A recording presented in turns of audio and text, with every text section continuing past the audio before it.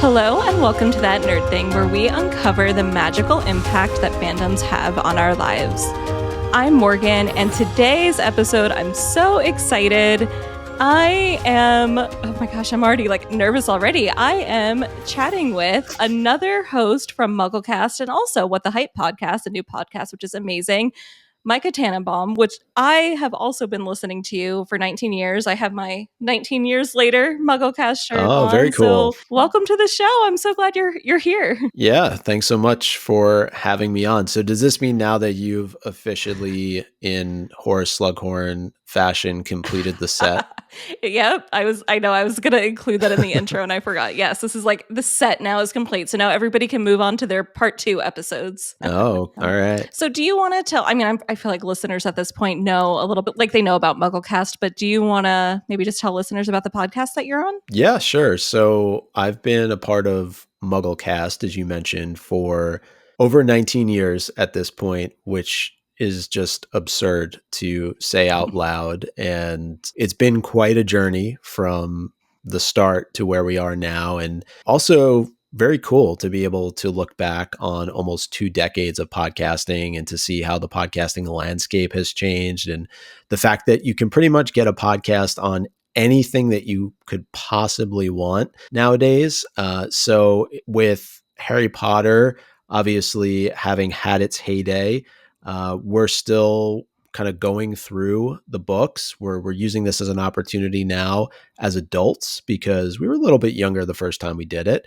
And we're very much enjoying going chapter by chapter. And the hope is that it takes us up to the start of the TV show, which is now looking late 2026, early 2027. So we have a lot of episodes to program in between now and then. But in terms of the whole podcast landscape changing too, it's been very interesting to launch What the Hype, which you also mentioned. And that's a new venture for us in the pop culture space. And we're looking to really just tap into things that are popular and explain why they're popular and why people who maybe aren't interested should be interested. We're taking kind of a multi-level approach with that too, where we'll do introductory episodes, but then we'll also do more in-depth episodes for people who are the more dedicated fans of these particular topics. It's so good. And I can't think of a better group of people to have a pop culture podcast.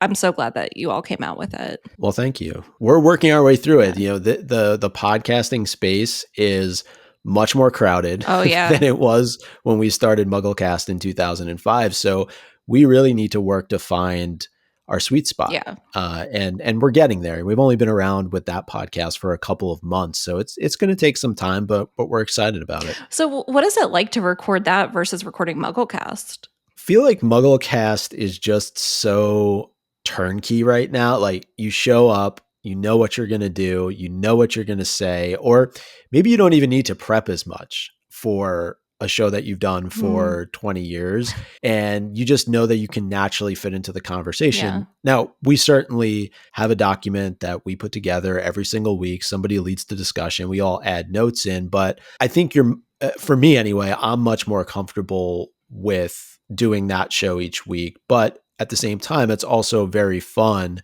to dive into a completely new area.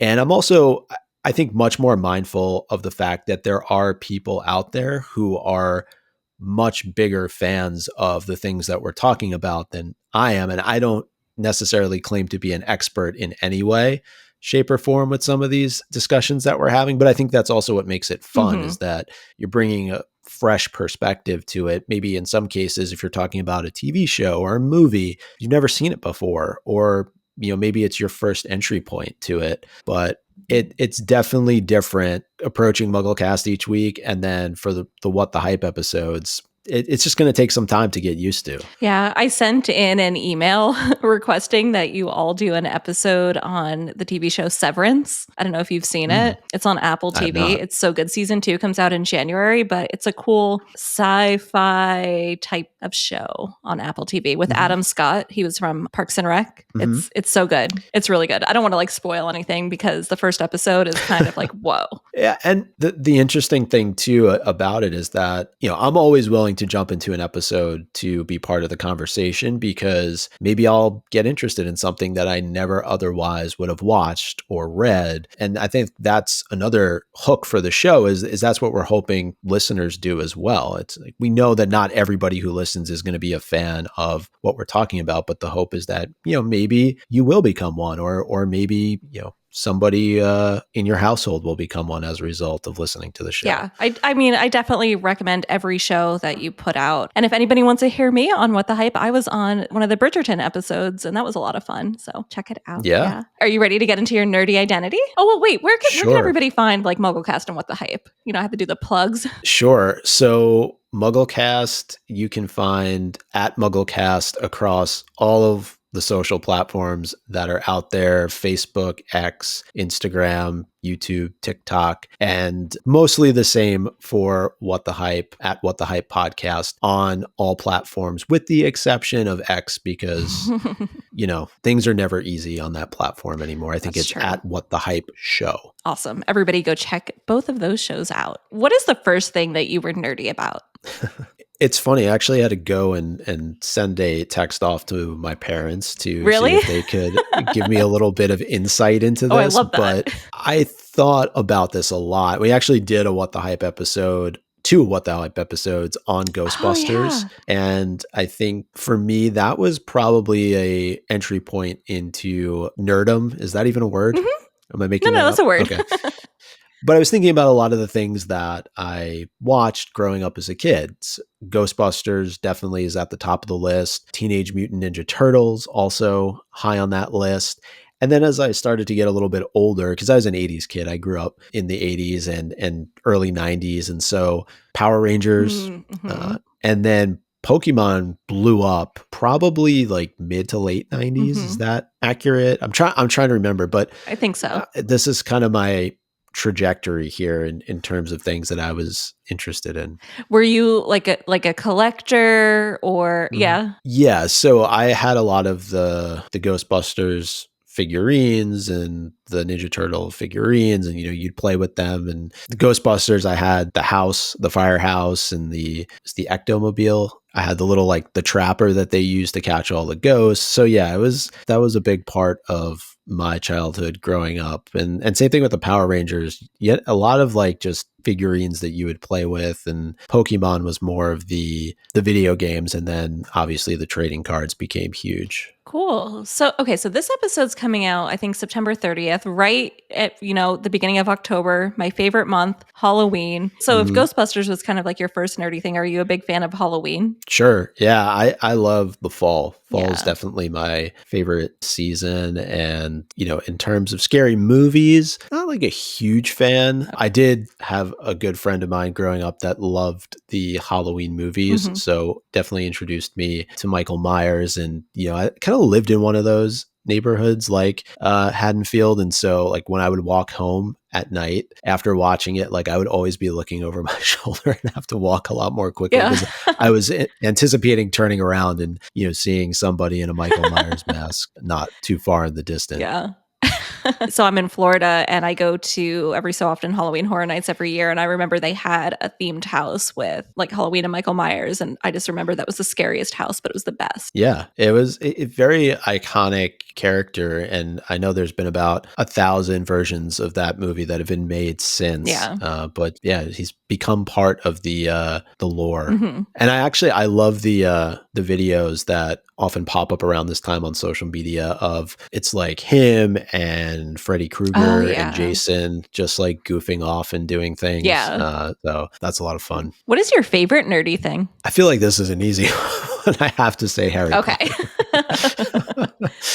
Yeah, I would say that is probably at the top of the list. For sure. Huge Game of Thrones fan. I read A Song of Ice and Fire after the first season came out and, really got hooked on the books. And then obviously the rest of the TV series, been watching House of the Dragon, excited for The Hedge Knight to be adapted in 2025. Definitely within the fantasy genre. Are you a fan of Fourth Wing and ACOTAR? I have not read Fourth Wing yet. Okay. I'm interested, though, based on what all of my co-hosts have been saying. And obviously, Lexi and Nicole talk quite a bit about it Yeah. as well. So I feel like at some point, I'm going to have to dive into it a little bit. I haven't read Game of Thrones, but I imagine it's very different. Yeah, I would imagine. I mean, who knows? But there's something very unique about A Song of Ice and Fire. And I don't know if this is the same in the Fourth Wing series, but all of the chapters are character based. So they're not necessarily taking you kind of sequentially through the story. You're seeing it through the eyes of that particular character. Oh, that's cool. Interesting. I had never read a book series like that before. And it's kind of cool because at some point you kind of deviate and go on different paths. Oh. And then characters come back together and you're seeing things through perspectives that you hadn't before. So now if we could, maybe get the last 2 books of that series, that would be nice, but who knows at this point. That's the reason I haven't started reading them, because I don't know if I could deal with that frustration of waiting. Well, it's been, at this point, I want to say that the last book, the 5th book, came out the same year as Deathly Hallows Part 2. So we're talking over a decade. Wow, that's a long time. Yeah. And obviously the show came along and that occupied quite a bit of his time, but we'll see what happens. So Harry Potter's your favorite nerdy thing. You have a podcast about it. What was your origin story of Harry Potter? Great question. Thank you. So I was just graduating college and I happened across MuggleNet because I had, for whatever reason, I was late to the game in terms of reading the books. I had seen a couple of the movies. I think probably up to Prisoner of Azkaban was out at that point. And it was just prior to the 6th book coming out. So it was the summer of 2005. I read through the first 5 books. Half-Blood Prince was just about to come out. And so I was devouring MuggleNet, which, if listeners don't know, this was a huge Harry Potter fan site back in the early to mid 2000s. And I just wanted to know, what did people think were going to happen? Did the theories that I have align with what other people were thinking, and what other cool ideas were out there that I wasn't even thinking of? And so MuggleNet had this great editorial section that I went in, and I just read all the different editorials that the writers there were putting out. And one day I saw that there was a podcast, and at the time, nobody knew what a podcast was, but I gave it a listen and I had some feedback. And initially I reached out to Kevin Steck, who was one of the original hosts of the show. And I said, hey, I have some thoughts on how you could improve this. I had done a little sports radio in college and wanted to maybe continue doing that in the future. But by no means was I anticipating getting onto the actual show itself. And I guess, to make kind of a long story short, I spoke with Kevin. Kevin put me in touch with Andrew. And initially they offered me, because one of the things I said, hey, you should do a news roundup at the start of the show, make it quick, make it interesting, and make it entertaining. And they said, okay, why don't you do it?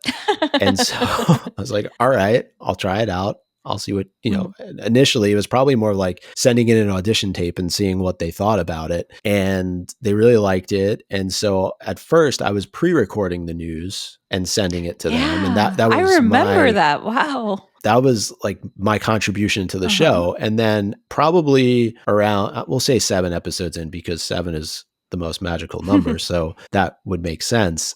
They said, well, why don't you come on the show and we'll make it a joke for this episode, because I used to say I'm live from the news center, and then I just kind of popped up after that segment and just stayed around over 650 plus episodes. That's wild. Later. And what I love about it, though, is that, and you hear this a lot with different people when, they pursue something that they're really passionate about, is that there's no one way to go about it. You just have to, I'm somebody now who works in sports, and one of the more famous sports analogies is you miss 100% of the shots you don't take. So this was one of those situations where the initial goal going in wasn't necessarily to be a part of the podcast, but that's how it ended up working out. And I actually also did the transcripts for the show for a number of years. creators. I know Meg Scott is the one who runs everything now, does a tremendous job. I don't know how she does it because the tediousness of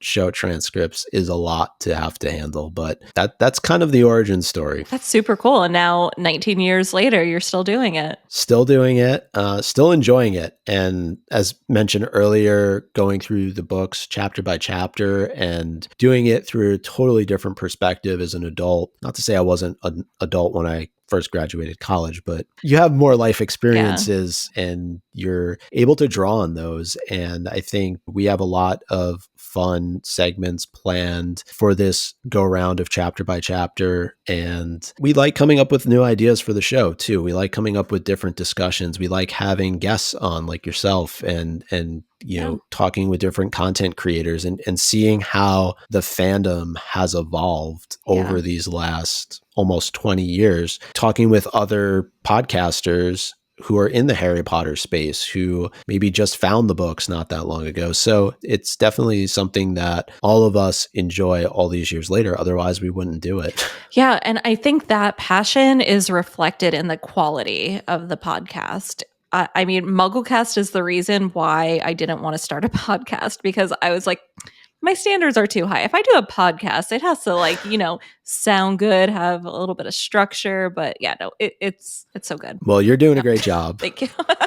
You know, from an editing perspective, all that credit has to go to Andrew because he does a really tremendous job. And I don't know each and every week how he does it. He must like have nightmares with our voices echoing inside of his head because he listens to all of us so much. That's funny. He probably knows us better than we know ourselves in some ways in terms of like how we speak and things that we do while we record. All your patterns. He'll probably know like who's going to say what when. Yeah, I know. I don't know how he does it either. I could barely edit my own show, and then he has multiple, and then like so many different speakers. I have a hard time just editing myself. What are you currently nerdy about? Well, I've already used Harry Potter, so I can't. I'm actually a big fan of Survivor.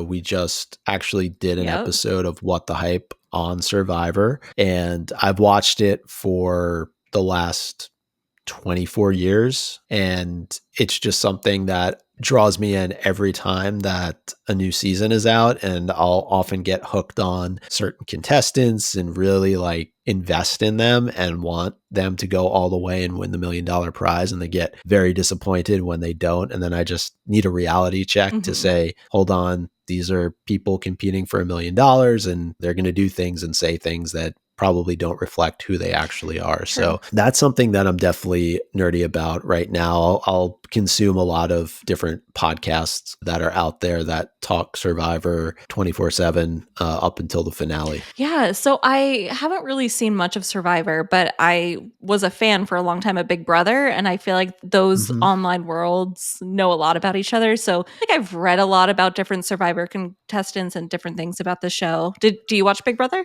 I do not. Okay. To your point, I know that there is a lot of crossover there in terms of fans. And I think one thing that can be said about all these different fandoms that we're talking about is the community, right? The community aspect of it is really what makes it so much fun. Definitely. It's the fandom. Sometimes I feel like the fandoms are much more powerful than the actual work of media itself. What do you think is either like the most underrated nerdy thing or the most underrated nerdy thing about you? I would say in general, and this goes back to what we were just talking about, I think one underrated thing about being a nerd is the community that comes with it. And the reason why I say that is because nerds really share a passion for their interests, and this often creates a strong sense of belonging. You know, these communities can really lead to lifelong friendships. That's number one. And I can easily say that from my own experience with MuggleCast and just all the people, not just the people that I co-host with, but all the people that I've met along the way, whether they're people who have become good friends of mine or they're listeners of the show. And then one of the things that really has been great that's come from doing this podcast is being able to create that sense of community and hear directly from people who listen to the show. The thing that we most frequently hear from listeners is they listen because it's like having a conversation with friends. And to me, that's really what a podcast should always strive for. And in addition to being authentic, those are kind of the two things that are the most important. Getting the opportunity to hear that the podcast helped a person through a particularly challenging time, or that they're now sharing the podcast with their children, which makes me feel really old. That's the reason why we're doing it each and every week. And in addition to, it's a passion project, we're collaborating, we're working together, but at the same time, we're creating this supportive environment where everybody feels accepted for who they are. I think that's one thing that's really important about the Harry Potter community, is that you're bringing together people from all walks of life, and it doesn't matter who they are or where they're from. We're here to share passion around a particular boy wizard and his story, and you think of all of the great things that have come as a result of that. So that's what I think is often underrated. And you can, I know I'm talking a lot about Harry Potter, but you can extend that to so many different things. And you think about all the different fandoms that are out there on so many different topics, and all of the different, fan events and conventions that take place, and just bringing people together around a shared interest, and people have a good time. And that's really what it's all about at the end of the day. Yeah.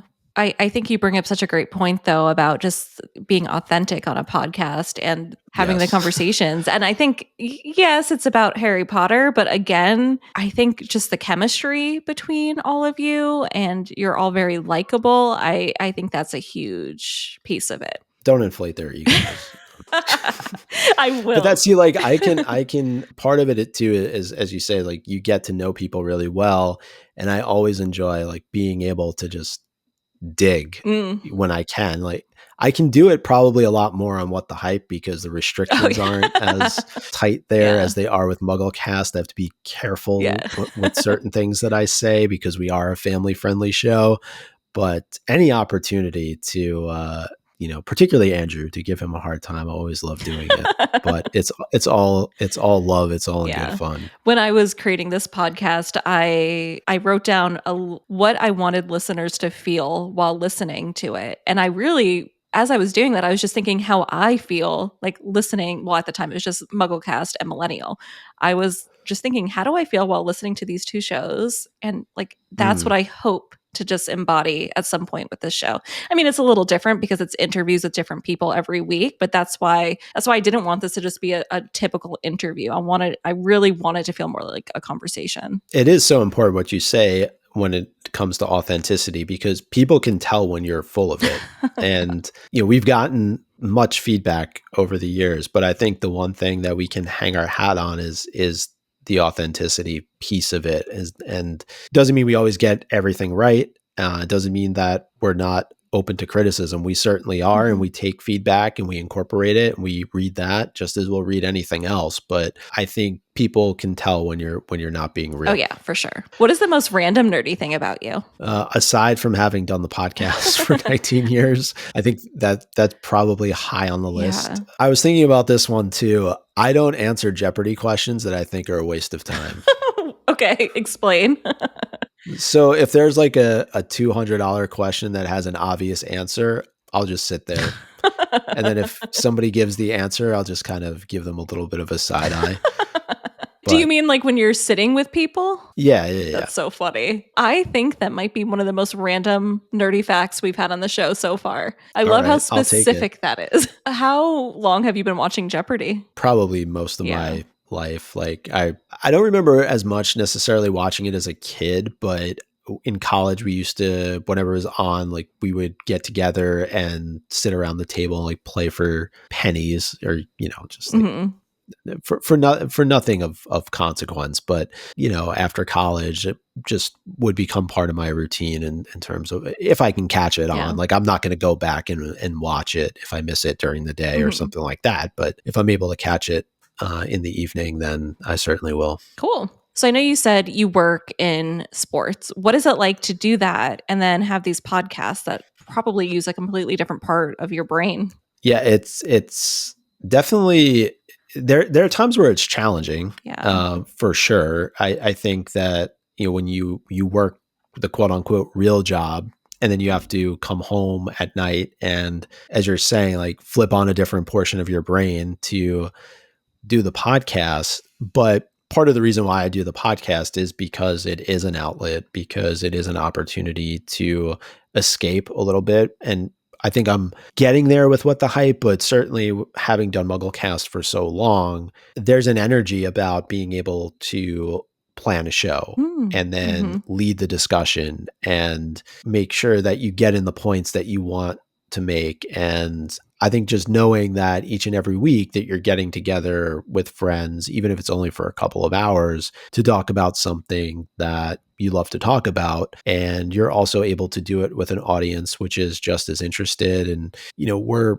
always taking the feedback that we're getting from our listeners and including it right in the show. We have a Discord that's going live. And so they're keeping us in check and making sure that we're not making too many mistakes. But I think that it's that kind of passion for it that makes it something that you look forward to. But in terms of it being a bit of a challenge, sure. It's when you work a regular job and then you have to do a podcast later on that evening, you have to figure out how to show up. That's a huge piece of it. There are going to be days where you're exhausted. And perfect example is with MuggleCast, we record Thursday nights. So you're pretty much at the end of the work week. And for somebody who's now in the office 4 days a week, that can be a really challenging time to record a podcast. And you're just completely spent energy wise. So you got to figure out, what the best way is to do that. But one of the really interesting things I will say, though, about the sports world and the podcasting world is that earlier on in my career, I don't think people took it as seriously or even thought much of it, especially when you say you're doing a podcast about Harry Potter. There's a certain mindset and a culture that comes along with working in sports, or at least used to be the case. I remember back in my first job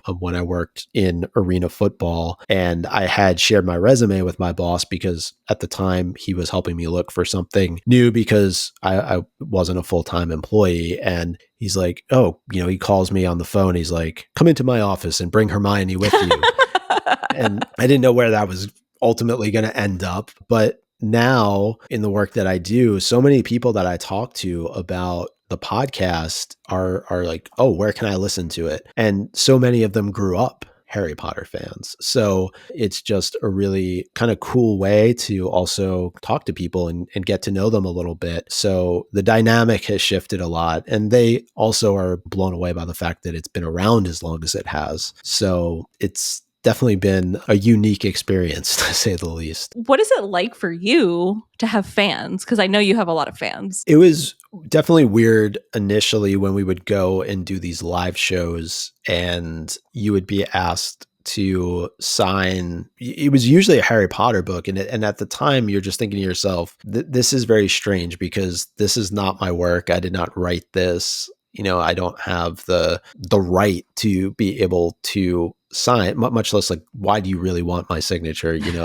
And I think a lot of people who podcast are like that too, because you're isolated for the most part when you're podcasting, right? You're in your apartment, you're in your bedroom, you're in your living room, like wherever you podcast. Some people are in, their closet because it's great for sound, but like it is a very like intimate setting at the same time, because unless you're doing it by yourself, you're talking with other people generally, but usually it's just you and that one other person, or you and 2, 3, 4 other people, whatever it might be. But then when you have to go out and be in public and speak in public and interact with people, especially, I'm not going to speak for Andrew, Eric, and Laura. I'll speak for myself, but actually, you know what? I'll speak for we're all, relatively introverted people. So then to have to be put into a social type of situation, at least initially, like over time, of course, you get accustomed to it of doing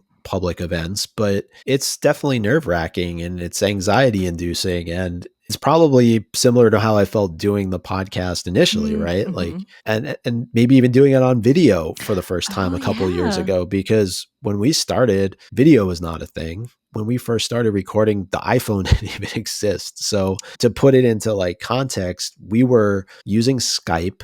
We were typing into the chat box to let each other know when we wanted to speak. Really? I don't even know what recording software we were using at the time, but we've evolved over time, just like the podcast community has. But yeah, the fans thing is like, I don't know. It's strange to me. Mm-hmm. It never quite like resonates, because like the way I just like to think of it is, we have people who listen to the show. We've done a number of these meetups around the country now over the last couple of years, but it's really great just to be in person and to get the opportunity to speak face to face with people who listen to the show, and get to know them a little bit better, and hear their story and how they found the show. And so, yeah. Is there anything else about like your journey into fandom or nerdiness that you would want to share? I would just say that doing the podcast definitely helped me become more confident in terms of my own voice Yeah. and speaking out on any number of things. But, I think about it even professionally, and being able to speak up in meetings and having that confidence. We were just talking a little bit about being in public and speaking on different panels, whether that was for the podcast or it was for work or for anything. I think it definitely, and this is a similar story. I don't know if you've heard it from the other hosts, but they've definitely said it as well. It certainly gave us a different level of confidence. Yeah. So that's one thing I would say. If people out there are interested in starting their own podcast, definitely don't be afraid to do it. Give it a shot, because you never know, there could be somebody out there who's looking to listen to exactly what you're talking about, what you want to talk about. So. Yeah, that's very true. What does being a nerd mean to you? I really think it's about immersing yourself in something that you love. Yeah. And I think that nerd is a term that's evolved to be more positive. It's more about embracing whatever that something is with enthusiasm and expertise, in the case of podcasting around Harry Potter. And I think it can also be a source of pride in community too. Like we talked about, like I said, I grew up in the late 80s and early 90s. So, nerd didn't always have the most positive connotation to it. I think it's changed so much. And I think that people wear it now as a badge of honor, regardless of what it is Mm-hmm. they're passionate about, and I think that that's a really great thing, because I think that the other piece that's so interesting to me is that you learn over time that most of the people that probably made fun of you for liking something liked it themselves. Mm-hmm. Very true. And so I think that people just need to not be afraid to be passionate about the things that they really care about. We've seen so much good come from that. And, I'm speaking from my own experience in Potter, and not just podcasts, but, people who have written books, people who have created music, people who have created other forms of art, and so many friendships and relationships and husbands and wives and kids have come as a result of people being a part of the Harry Potter fan community. So I think that, that's true of many others as well. Fandoms are magical, and I think fans are magical, and the communities are so important. Absolutely. So let's get into our geeky recommendations to help people embrace their nerdiness. So I want to recommend that everybody listening go check out What the Hype anywhere you listen to podcasts. I actually like watching it on YouTube because of the video. And go find an episode of a fandom that maybe you haven't been involved in, but you're curious to learn more about, and check out that episode. I know Micah mentioned earlier there was a Ghostbusters. There's 2 episodes now, I believe, about it. So yeah, there's plenty of interesting episodes to check out. So I definitely recommend that. What do you have to recommend, Micah? I would just go back to one of the things I brought up earlier, which is really being passionate about the things that you truly care about, and not being afraid to create content around those things. And I know it's a very flooded market right now in terms of there's so many voices out there, but I would just say don't be afraid to add your voice to an existing community, because you never know what's going to happen. In my case, it's a perfect example of that, because I didn't know that just by writing in with some feedback on a show that I was going to end up doing that show for 20 years. I know. That's so cool. But I think that's a great suggestion, though. Like, even though there are a lot of voices out there when it comes to content creation, there's still nobody has your voice. Like, everybody has a unique spin on how they want to talk about things. So there's never too much of it. And I would say everybody has a unique story as well. Mhm. And I think about how somebody like Mike Schubert with Potterless had never read the Harry Potter series before and came into it totally new. And he's been able to really create now an entire kind of podcast network as a result of that, I would say now, because he's doing it with Percy Jackson, and really the opportunities there are endless, right? If you've kind of created your shtick and you're going to stick with it. Also think about, Kiara Lewis and her finding the Harry Potter series a little bit later on in life, and her amazing reaction videos to it. And the reason why I bring up those two individuals is because it just shows you, like, it doesn't matter that it's 2024 and the last Harry Potter book came out 17 years ago. There's still opportunity to create that content. There's still an opportunity to come at it with a fresh perspective, a different perspective, because everybody's journey is different. And it doesn't just have to be with Harry Potter. I'm just using that because that's what I know best. But there's so many other fandoms. There's so many other things that people are passionate about, that the opportunities really are, endless. And don't be afraid to, reach out to people too. If you like somebody's show, or you're interested in learning more about how they do what they do, you might be surprised, like, just how often people will respond. I know. Like, I still can't believe that I've had all of you on the show. That's wild to me. Like, I'm trying to think back to, like, 13-year-old Morgan listening to MuggleCast. Like, I remember listening. I was like, these people are celebrities. I'll never, be in contact with them. And now I'm like podcasting with you. It's so crazy to me. Well, it's been a lot of fun. And one other thing that came to mind too is, with social media, it is so easy to connect with people. It's not like you have to write a letter in the mail. Yeah, that's true. Or even, you don't even have to draft an email. Like, everybody is literally in your pocket these days. Like, that's how easy it is to connect with somebody that you listen to or you watch. And like I said, you might just be surprised by what happens. That's awesome. Well, Micah, thank you so much for being here. This was so much fun. I definitely will be inviting you back on for a part 2.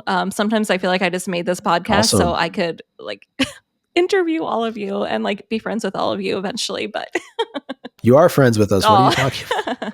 So where can people find you? So you can find the podcast on all social media platforms, both at MuggleCast and at What the Hype Podcast, MuggleCast.com, WhatTheHypePodcast.com, and then wherever you get your podcasts, we're there. So you can hit that subscribe or download button, and whether you're Apple, Google, Spotify, Stitcher, whatever the kids are listening to podcasts on now, we're there. All right. Thank you again so much for being here. And thank you, everybody, for listening. Please be sure that you are following That Nerd Thing in your favorite podcast app so that you never miss an episode. And if you are able to, I would really appreciate it if you could leave a 5-star review on Apple Podcasts or Spotify.